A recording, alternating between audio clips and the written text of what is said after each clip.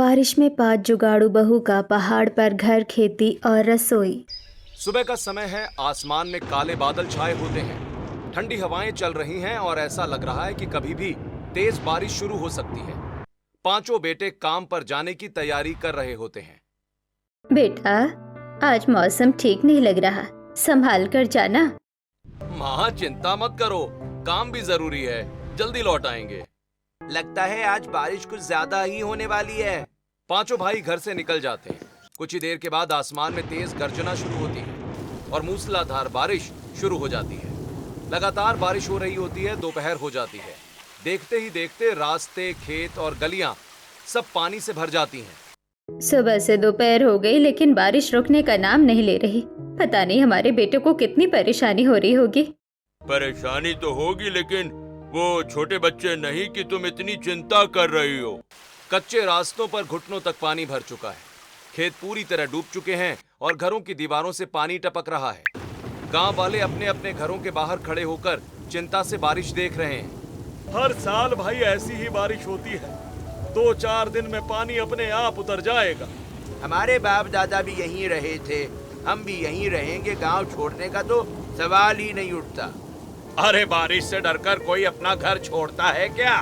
पांचों बहुएं घर से बाहर निकलती हैं। उनकी नजरें डूबे हुए खेतों, बहते रास्तों और धीरे धीरे धंसती जमीन पर टिक जाती है। हर साल बारिश होती थी लेकिन इस बार हालात पहले से कहीं ज्यादा खराब लग रहे हैं।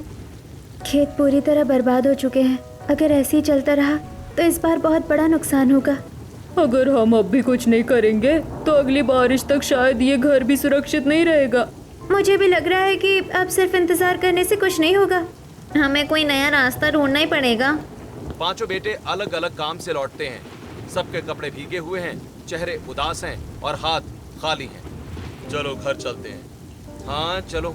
लगता है हालात जल्दी सुधरने वाले नहीं हैं। जितनी उम्मीद लेकर निकले थे सब बेकार हो गई। अब समझ नहीं आता आगे क्या होगा। कोई भी ये नहीं बताता कि उनका काम पूरी तरह बंद हो चुका है। रात हो चुकी है। पूरा परिवार आंगन में बैठा है। बाहर तेज बारिश के साथ बिजली कड़क रही है। हर चेहरे पर चिंता साफ दिखाई दे रही है। आखिर कब तक हम ऐसे ही सब कुछ बर्बाद होते देखते रहेंगे? तो बताओ क्या करें? क्या हमारे कहने से बारिश रुक जाएगी? बारिश नहीं रुक सकती, लेकिन हम अपने लिए कोई नया रास्ता तो चुन सकते हैं। नया रास्ता सोचने से पेट नहीं भरता, उसके लिए भी पैसे चाहिए। लेकिन अगर यहाँ रहना ही हमारी सबसे बड़ी परेशानी बन जाए तो फिर यहीं क्यों रुके रहें? अरे बस करो अब। हर साल बारिश आती है, लेकिन हमने कभी गांव छोड़ने की बात नहीं की। बाबूजी, इस बार सिर्फ बारिश नहीं हो रही, जमीन भी धीरे धीरे धंस रही है। ये पहले कभी नहीं हुआ। तो क्या हुआ भाई? जो होगा यही होगा। हम अपना गांव छोड़कर कहीं नहीं जाएंगे। यही मेरा आखिरी फैसला है। पूरे आंगन में सन्नाटा छा जाता है। तभी तेज बिजली कड़कती है और घर की एक दीवार भयंकर आवाज के साथ ढह जाती है। सब घबरा जाते हैं, लेकिन पांचों बहुओं के चेहरों पर डर नहीं बल्कि हौसला होता है। अगली सुबह बारिश कुछ हल्की पड़ते ही वो सुरक्षित जगह की तलाश में निकल जाती हैं। ऊंची जमीन और पुराना खलिहान दोनों ही पानी की चपेट में होते हैं। काफी देर भटकने के बाद वो थककर एक बड़े बरगद के पेड़ के नीचे बैठ जाती हैं। पूरा गांव पानी में डूब रहा है। हमें एक भी ऐसी जगह नहीं मिली जहां परिवार सुरक्षित रह सके। अगर हमें कोई सुरक्षित जगह ही नहीं मिली तो आखिर हम सब क्या करेंगे? तभी कमला देवी वहां पहुंच जाती हैं। वो बहुओं को देखकर हैरान हो जाती हैं। अरे बहुओं, तुम सब सुबह से यही हो? कब से तुम्हें ढूंढ रही हूँ। माँ जी, हम पूरे गांव में सुरक्षित जगह ढूंढ रहे थे लेकिन कहीं भी उम्मीद नहीं मिली। कमला देवी कुछ पल दूर पहाड़ की तरफ देखती हैं। उनके चेहरे पर हल्की मुस्कान आ जाती है। पता है, जब मैं छोटी थी तब मेरे बाबा मुझे एक पुरानी कहानी सुनाया करते थे। पांचों बहुएं ध्यान से उनकी बात सुनने लगती हैं। बहू, सालों पहले ऐसे ही भयंकर बारिश आई थी। तब कुछ परिवार पहाड़ की ढलान पर जाकर बस गए थे। वहाँ पानी कभी नहीं रुकता था। बारिश का सारा पानी अपने आप नीचे बह जाता था। सच माँ जी? क्या वहाँ लोग सुरक्षित रहते थे? हाँ, वहाँ रहना आसान नहीं था, लेकिन वो जगह इस गांव से कहीं ज्यादा सुरक्षित थी। अगर पानी ऊपर नहीं रुकता तो वहाँ घर भी सुरक्षित रह सकता है। और अगर ढलान पर सीढ़ियों जैसी खेती करे तो मिट्टी भी नहीं बहेगी। रसोई भी चट्टान की ओट में बनाई जा सकती है। इससे बारिश का असर भी कम होगा। पांचों बहुएं एक दूसरे की ओर देखती हैं। पहली बार उनके चेहरों पर उम्मीद की हल्की मुस्कान दिखाई देती है। इतना मत सोचो बहुओं, घर में मर्द भी हैं। उनके रहते हम अपने मन से इतना बड़ा फैसला नहीं ले सकते। चलो अब घर चलते हैं। शाम का समय हो जाता है। पूरा परिवार फिर से आंगन में एक साथ बैठा है। हमने एक फैसला कर लिया है। कैसा फैसला? हम पहाड़ पर नया घर बनाएंगे, वहीं से अपने परिवार की नई शुरुआत करेंगे। कुछ पल के लिए पूरे आंगन में सन्नाटा छा जाता है। पहाड़ पर? तुम लोग सच में ऐसा सोच रही हो या मजाक कर रही हो? वहाँ आखिर रहता कौन है? ऐसा भी कोई करता है क्या? बारिश के मौसम में पहाड़ पर घर बनाओगी? हाँ, यह सोच भी कैसे लिया? बिल्कुल नहीं, इस घर से कोई कहीं नहीं जाएगा, बात यहीं खत्म। बाबूजी, अगर हम यहीं रुके रहे तो अगली बारिश शायद ये घर भी नहीं छोड़ेंगी। और पहाड़ पर जाकर क्या महल बना लोगी? हाँ? तभी कमला देवी पहली बार श्यामलाल की बात बीच में रोक देती हैं। उनकी आवाज पहले से कहीं ज्यादा दृढ़ होती है। बस बहुत हो गया। अगर हमारी बहू अपने परिवार को बचाने के लिए सोच रही है तो कम से कम उनकी पूरी बात तो सुननी चाहिए। पूरा आंगन एकदम शांत हो जाता है। सबकी नजरें कमला देवी पर टिक जाती हैं। अरे तुम भी अब इनकी तरफ हो गई हो क्या? हाँ? हाँ, अगर उन्हें लगता है कि पहाड़ पर हमारे परिवार की उम्मीद है तो मैं इनके साथ हूँ। पांचों बहुएं भावुक होकर कमला देवी की ओर देखने लगती हैं। दूसरी तरफ पांचों बेटे और श्यामलाल एक दूसरे का चेहरा देखते हैं। किसी को ये फैसला पसंद नहीं आता, लेकिन पहली बार उन्हें एहसास होता है कि इस बार पांचों बहुएं पीछे हटने वाली नहीं हैं। रात का समय है। पूरे घर में सन्नाटा पसरा हुआ है। सुबह से किसी ने खाना नहीं बनाया। पांचों बेटे श्यामलाल और कमला देवी आंगन में बैठे हुए हैं। अरे बहुओं, आज खाना मिलेगा भी या नहीं? नहीं, आज खाना नहीं मिलेगा। अगर खाना खाना है तो अब पहाड़ पर बनने वाली रसोई में ही मिलेगा, वरना आज कोई खाना नहीं मिलेगा। श्यामलाल हैरानी से पांचों बेटों की तरफ देखने लगते हैं। उधर क्या देख रहे हैं आप? ये पांचों तो पहले से ही निकम्मों की तरह दिन भर पड़े रहते हैं। अगर आपको भूख लगी है तो अब फैसला भी आपको ही करना होगा। अगले दिन बारिश हल्की पड़ चुकी है। पांचों बहुएं अपने अपने कमरों से एक एक गठरी लेकर बाहर निकलती हैं।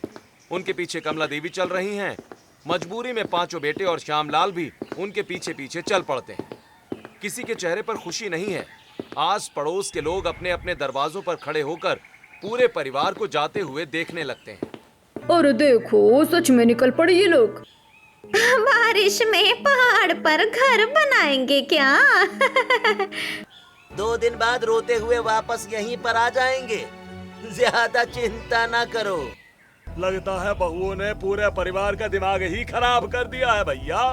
पांचों पति शर्म से अपना सिर झुका लेते हैं। देख लिया, तुम्हारी वजह से पूरा गांव हमारा मजाक उड़ा रहा है। अगर आज लोग हंस रहे हैं तो हंसने दो, मुझे इससे कोई फर्क नहीं पड़ता। तुम्हें फर्क नहीं पड़ता, लेकिन सुनना तो हमें पड़ रहा है ना। आज ताने सुन लेंगे, लेकिन कल पछताना ना पड़े, इसलिए ये कदम उठा रहे हैं। पता नहीं किस घड़ी में तुम पांचों को अपने घर की बहू बनाकर ले आए थे। कमला देवी चुपचाप बहुओं के साथ चलती रहती हैं। पांचों बहुएं बिना कुछ बोले पहाड़ की ओर बढ़ती हैं। कुछ देर के बाद पूरा परिवार पहाड़ की तलहटी में पहुंच जाता है। ऊपर घना जंगल, बड़ी बड़ी चट्टानें और तेजी से बहता बारिश का पानी साफ दिखाई दे रहा है। यहीं रहना है हमें? यहाँ तो ठीक से चलने का रास्ता भी नहीं है, तो रहना कैसे संभव होगा? अरे चलो, देख लिया ना, अब वापस चलते हैं। तभी निशा आसपास की जमीन को ध्यान से देखने लगती है। वो मिट्टी उठाकर हाथ में मलती है, पेड़ों की जड़ों को देखती है और बारिश के पानी का बहाव ध्यान से समझती है। फिर मुस्कुरा देती है। रुकिए, यहाँ देखिए, इस तरफ की मिट्टी बिल्कुल नहीं बह रही है। सब नीचे देखते हैं और नेहा कहती है, ये सही कह रही है। इस तरफ पेड़ों की जड़ें मिट्टी को मजबूती से पकड़ कर रखे हुए हैं। और उधर देखिए, बारिश का पानी उस चट्टान से टकराकर दोनों तरफ बह रहा है। यहाँ कहीं भी पानी नहीं रुक रहा। मतलब हमारा घर यही बनेगा। वाह, अब तुम लोग इंजीनियर भी बन गई। हाँ, मजाक मत उड़ाओ, पहले पूरी जगह को ठीक से देख तो लो। पांचों बहुएं अपने अपने हुनर में माहिर होती हैं। कोई खेतीबाड़ी संभालने में, कोई बांस और लकड़ी से आशियाना खड़ा करने में, कोई मिट्टी का चूल्हा और रसोई संभालने में, तो कोई पानी का जुगाड़ करने में, कोई नई खोज और सब्जी की क्यारी तैयार करने में। यही हुनर पहाड़ पर उनकी नई जिंदगी की सबसे बड़ी ताकत बन जाता है। करीब 1 घंटे की तलाश के बाद उन्हें रहने के लिए पहाड़ पर एक सुरक्षित जगह मिल जाती है। थोड़ी ही देर में पांचों वहीं इकट्ठा हो जाती हैं। हर किसी के पास नई उम्मीद और नया जुगाड़ होता है। जंगल में हमें मजबूत बेलें आसानी से मिल जाएंगी। उधर सीढ़ीनुमा खेती हो सकती है, मैं अभी देख कर आ रही हूँ। 2 चट्टानों के बीच रसोई बनाई जा सकती है, वहाँ हवा भी बहुत कम लगती है। छत का पानी सीधे नीचे मोड़ देंगे, इससे घर में पानी भी नहीं टपकेगा और छत भी सुरक्षित रहेगी। और सबसे मजबूत नींव भी इसी जगह बनेगी। पांचों पति एक दूसरे की तरफ हैरानी से देखने लगते हैं। पहली बार उनके चेहरों पर हल्का सा आश्चर्य साफ दिखाई देता है। अगली सुबह पहाड़ पर बारिश फिर से तेज हो चुकी है। पांचों बहुएं बिना समय गंवाए घर बनाने का काम शुरू कर देती हैं। पांचों पति और श्यामलाल थोड़ी दूर खड़े होकर चुपचाप उन्हें देखते रहते हैं। प्रिया सबसे पहले बड़े बड़े पत्थरों को ध्यान से देखने लगती है। वो एक बड़ा पत्थर चुनती है और उसके ऊपर छोटा पत्थर रखने वाली होती है, तभी रुक जाती है। छोटे पत्थर नीचे नहीं, नीचे सिर्फ बड़े पत्थर लगेंगे, तभी दीवार मजबूत बनेगी और कभी नहीं गिरेगी। प्रिया भारी पत्थर को धक्का देती है, लेकिन पत्थर अपनी जगह से हिलता तक नहीं। वो दोबारा पूरी ताकत लगाती है, तभी बाकी चारों बहुएं भी उसके साथ आ जाती हैं। पांचों मिलकर पहला बड़ा पत्थर उसकी सही जगह पर पहुंचा देती हैं। थोड़ी दूर पूजा एक लंबी लकड़ी से जमीन पर निशान बनाने लगती है।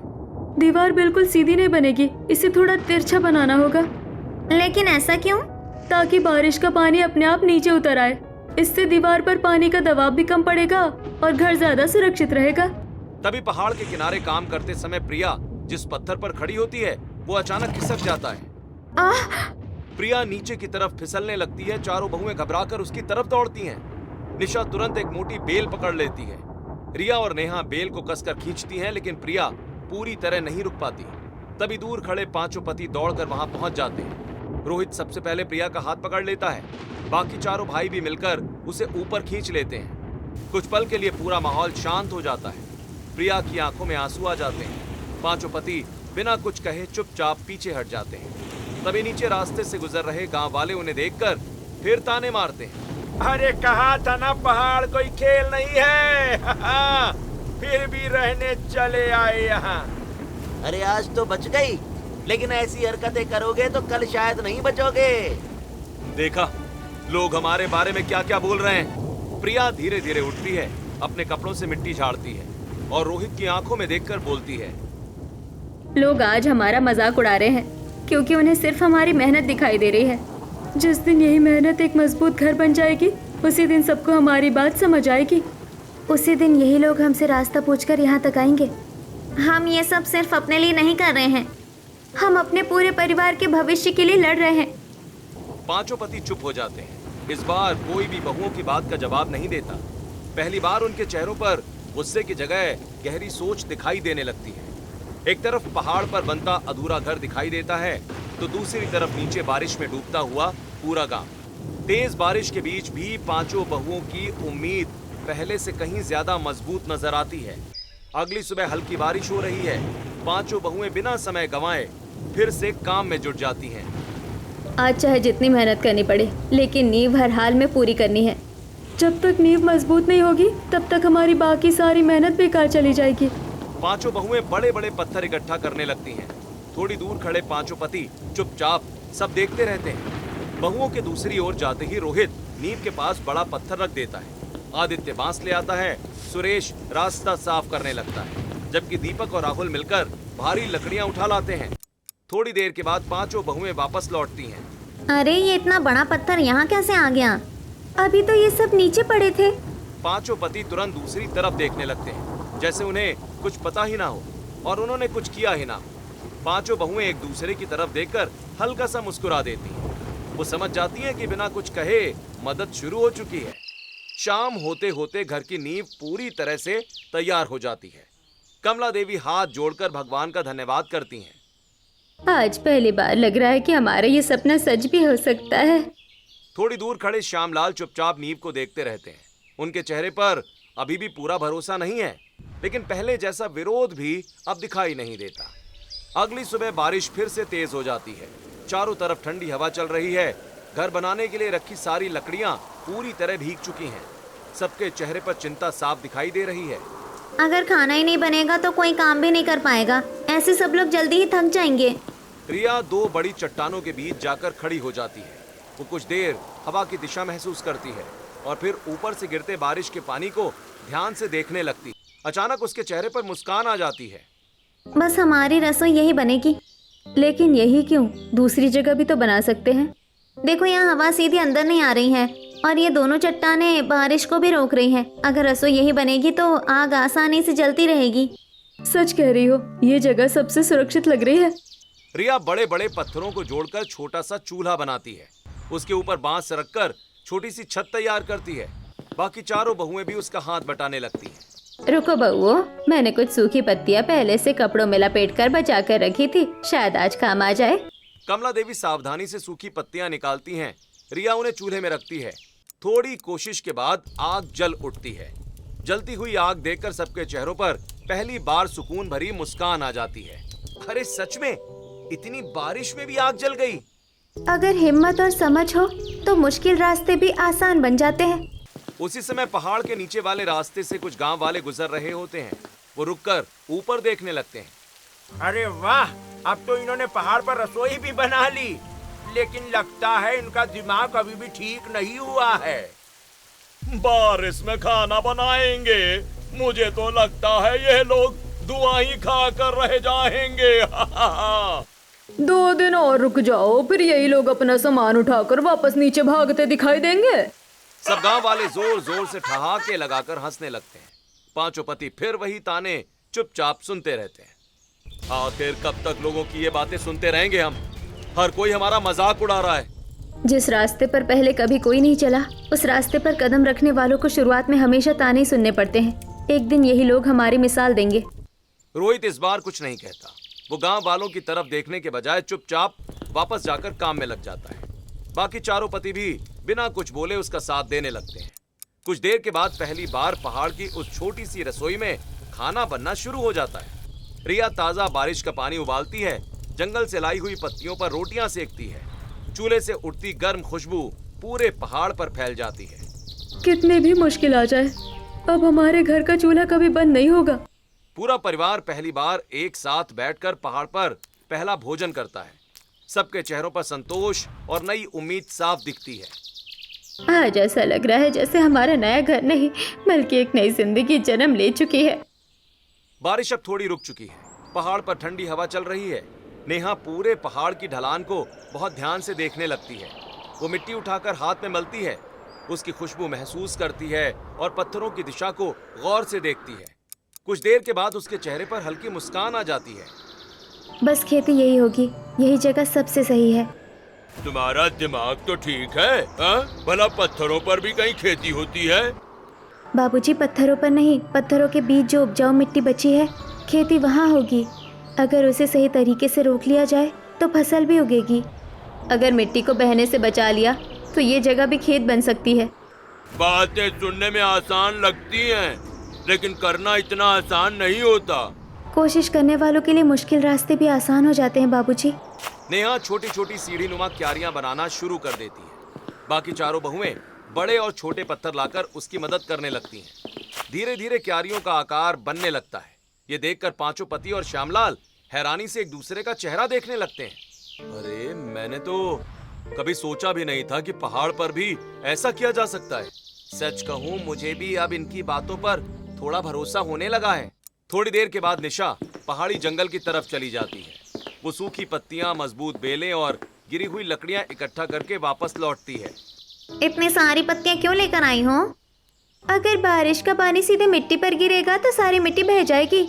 इन पत्तियों से मिट्टी सुरक्षित रहेगी। यानी प्रकृति की चीजों से ही प्रकृति को बचाएंगे। नेहा उन सूखी पत्तियों को सावधानियों से क्यारियों के ऊपर बिछा देती है। अब बारिश का पानी सीधे मिट्टी पर नहीं गिरेगा, इससे मिट्टी भी बची रहेगी और उसकी नमी भी लंबे समय तक बनी रहेगी। मेरी बहुओं ने तो सच में पहाड़ को भी जीना सिखा दिया। माँ जी, अभी तो बस शुरुआत है। एक दिन यही जगह हरे भरे खेतों से भर जाएगी।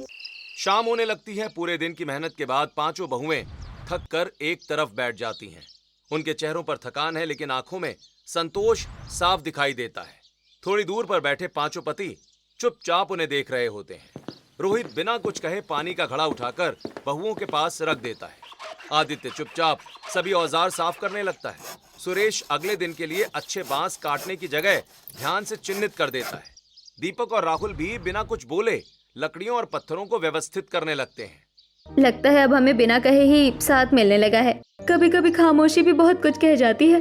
कोई कुछ नहीं बोलता, लेकिन अब मदद छिपी नहीं रह जाती। श्यामलाल ये सब चुपचाप देखते रहते हैं। पहली बार उनके चेहरे पर गुस्सा नहीं दिखाई देता। वो धीरे धीरे अधूरी दीवार के पास जाते हैं, एक बड़ा पत्थर उठाते हैं और बिना किसी से कुछ कहे उसे दीवार में ठीक से फिट कर देते हैं। कमला देवी ये सब देख लेती हैं। उनके चेहरे पर संतोष भरी मुस्कान आ जाती है। परिवार तब सबसे मजबूत बनता है जब बिना बोले भी सब एक दूसरे का हाथ थाम ले।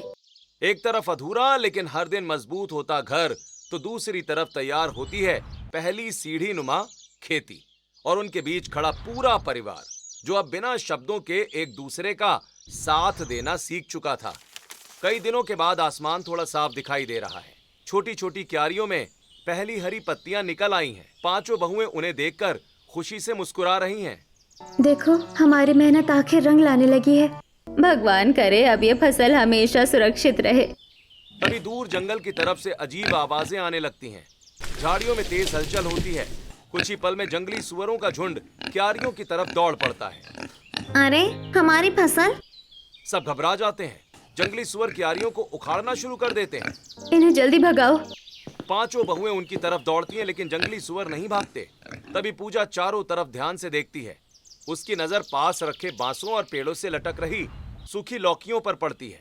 उसे तुरंत एक उपाय सूझ जाता है। सब मेरी बात ध्यान से सुनो। जल्दी बांस उठाओ और बेल काट कर ले आओ। खाली बर्तन ले आओ, इधर पत्थर भी लगा दो। कुछ ही मिनटों में पांचों बहुएं बांसों पर खाली बर्तन और सूखी लौकियां बांध देती हैं। जैसे ही हवा चलती है, तेज खड़खड़ाहट होने लगती है। आवाज सुनते ही सारे जंगली सुअर डरकर जंगल की तरफ भाग जाते हैं, और तब सभी राहत की सांस लेते हैं। यह तरीका सच में बहुत अच्छा था। तुमने बहुत समझदारी दिखाई। पूजा रोहित की ओर देखती है। रोहित चुपचाप नजरें झुका लेता है। शाम होते ही बारिश फिर तेज हो जाती है। सभी क्यारियों को बचाने में जुट जाते हैं, और इस बार पांचों पति बिना कुछ कहे साथ देने लगते हैं। बहुएं मुस्कुरा उठती हैं। तभी रात होते होते तेज बारिश के बीच एक जोरदार धमाका गूंजता है। पहाड़ का एक हिस्सा दरकने लगता है और बड़े बड़े पत्थर नीचे लुढ़कने लगते हैं। सब लोग जल्दी बाहर आ जाओ। पूरा परिवार तुरंत बाहर निकल आता है। सबके चेहरों पर डर साफ दिखाई दे रहा है। अगर दरार और बढ़ी तो नया घर टूट सकता है। मैंने पहले ही कहा था, पहाड़ पर रहना कोई आसान बात नहीं है। डरने से कुछ नहीं होगा, हमें अभी इसका रास्ता निकालना होगा। पूजा ध्यान से बारिश के पानी का बहाव देखने लगती है। कुछ देर के बाद उसे समझ में आ जाता है कि दरार पानी के दबाव की वजह से बढ़ रही है। अगर पानी का बहाव दूसरी तरफ मोड़ दे तो शायद ये दरार बढ़ना बंद हो जाएगी। लेकिन इतनी तेज बारिश में ये कैसे होगा? कोशिश किए बिना हमें कभी पता नहीं चलेगा। सब तुरंत काम में जुट जाते हैं। प्रिया और रोहित बड़े बड़े पत्थर लाते हैं। नेहा मिट्टी भरने लगती है। रिया और कमला देवी टोकरियों में छोटे छोटे पत्थर लाती हैं। निशा बेलों से सबको मजबूती से बांधने लगती है। श्यामलाल कुछ पल तक सबको चुपचाप देखते रहते हैं। फिर पहली बार बिना किसी बहस के खुद फावड़ा उठाते हैं और पानी की नई नाली खोदने लगते हैं। ये देखकर सब हैरान रह जाते हैं। बाबूजी भी हमारे साथ काम कर रहे हैं। अरे वाह! परिवार की सबसे बड़ी ताकत यही होती है कि मुश्किल समय में सब एक हो जाते हैं। करीब 1 घंटे की लगातार मेहनत के बाद बारिश का पानी दूसरी दिशा में बहने लगता है। पहाड़ की दरार बढ़ना बंद हो जाती है। सब थक कर वहीं बैठ जाते हैं। बहुत बहुत धन्यवाद भगवान। अगर आज आपने हमारा साथ नहीं दिया होता तो शायद हम ये भी नहीं कर पाते। अगली सुबह बारिश पूरी तरह रुक चुकी होती है। सूरज की पहली किरणें पहाड़ पर पड़ती हैं। नया घर मजबूती से खड़ा होता है। खेती भी सुरक्षित बच गई होती है और रसोई भी सही सलामत होती है। लगता है हमारी सारी मेहनत आखिर सफल हो गई। श्यामलाल धीरे धीरे घर की दीवार के पास जाते हैं। कुछ देर तक उसे बड़े ध्यान से देखते रहते हैं, फिर बहुओं की तरफ मुड़ते हैं। मैं गलत था। मैं समझता था कि तुम लोग अपनी जिद और जीत के लिए लड़ रही हो, लेकिन आज समझ में आया कि तुम सब इस पूरे परिवार को बचाने के लिए लड़ाई लड़ रही थी। पांचों बहुओं की आंखें नम हो जाती हैं। बाबूजी, हमें आपकी इजाजत नहीं चाहिए थी, हमें सिर्फ आपका भरोसा चाहिए था। श्यामलाल पहली बार मुस्कुरा देते हैं। उसी समय पहाड़ के नीचे वाले रास्ते से कुछ गांव वाले गुजरते हैं। उनकी नजर ऊपर बने घर पर पड़ती है और वो रुक जाते हैं। अरे, इनका घर तो अभी भी मजबूती से खड़ा है भाई। इतनी तेज बारिश के बाद भी इसे कुछ हुआ नहीं, और देखो इनकी खेती भी पूरी तरह बच गई। इस बार कोई नहीं हंसता। सब लोग चुपचाप ऊपर बने घर और खेतों को देखते रह जाते हैं। शाम को पूरा परिवार एक साथ बैठा है। कमला देवी सबको गर्मा गर्म खाना परोस रही हैं। रिया की बनाई रसोई से धुआं धीरे धीरे ऊपर उठ रहा है। रिया, उस दिन जब तुम पहाड़ से फिसली थी ना, अगर तुम्हें कुछ हो जाता तो शायद मैं खुद को कभी माफ नहीं कर पाता। प्रिया उसकी तरफ देखने लगती है। इस बार रोहित पहली बार उसकी आंखों में आंखें डालकर बात करता है।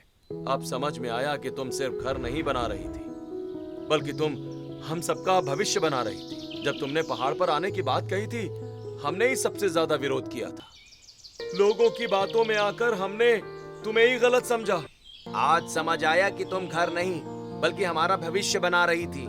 पांचों पति अपनी अपनी पत्नियों का हाथ पकड़ लेते हैं। आज समझ में आया कि घर सिर्फ ईंट पत्थर से नहीं, परिवार के भरोसे से बनता है, और इस परिवार का सबसे बड़ा भरोसा मेरी बहुएं हैं। कमला देवी खुशी से पांचों बहुओं को गले लगा लेती हैं। पूरा परिवार एक साथ खड़ा मुस्कुरा रहा होता है। अब ये सिर्फ पांचों बहुओं का सपना नहीं रहा, बल्कि पूरे परिवार का सपना बन चुका है। जब परिवार एक हो जाए तो सबसे बड़ी मुश्किल भी छोटी पड़ जाती है। पहाड़ पर मजबूती से खड़ा नया घर, उसके पास लहलहाती सीढ़ी नुमा खेती, रसोई से उठता धुआं और दूर नीचे बारिश से जूझता पूरा गांव। अब सबको समझ में आ चुका था कि सच्ची समझदारी डर कर रुकने में नहीं, बल्कि सही समय पर सही फैसला लेने में होती है। एक दिन आसमान पूरी तरह काले बादलों से ढका हुआ था। आज मौसम कुछ ठीक नहीं लग रहा, मन बहुत घबरा रहा है। तभी इतनी जोरदार बिजली कड़कती है कि पूरा पहाड़ कांप उठता है। कुछ ही सेकंड के बाद बादल फट जाता है।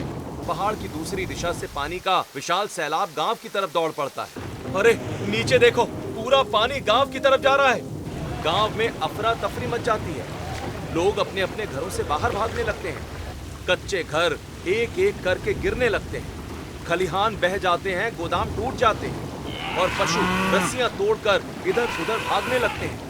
अरे बचाओ, कोई हमें बचाओ। जल्दी पहाड़ की तरफ भागो, वहीं जान बच सकती है। पूरा गांव जान बचाने के लिए पहाड़ की तरफ दौड़ पड़ता है। ऊपर खड़ा पूरा परिवार ये सब देख रहा होता है। नीचे बहुत लोग फंस गए हैं। अगर हमने कुछ नहीं किया तो बहुत देर हो जाएगी।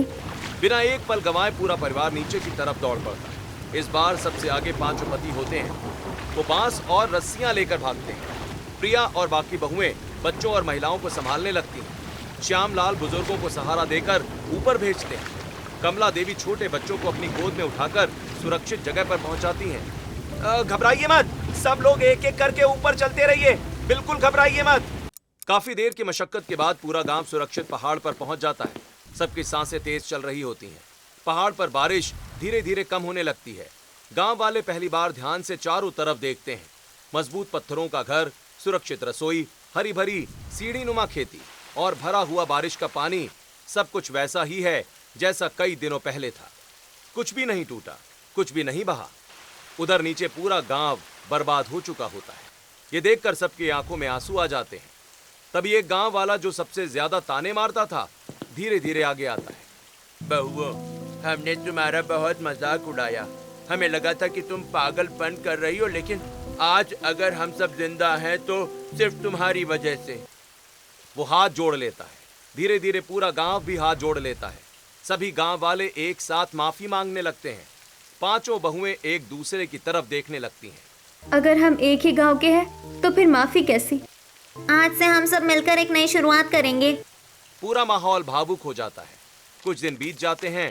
पहाड़ की सीढ़ी नुमा खेती में ताजी सब्जियां लहलहाने लगती हैं। पांचों बहुएं सब्जियां तोड़ती हैं और पांचों पति उन्हें बाजार में बेचने जाते हैं। इससे अच्छी कमाई होने लगती है।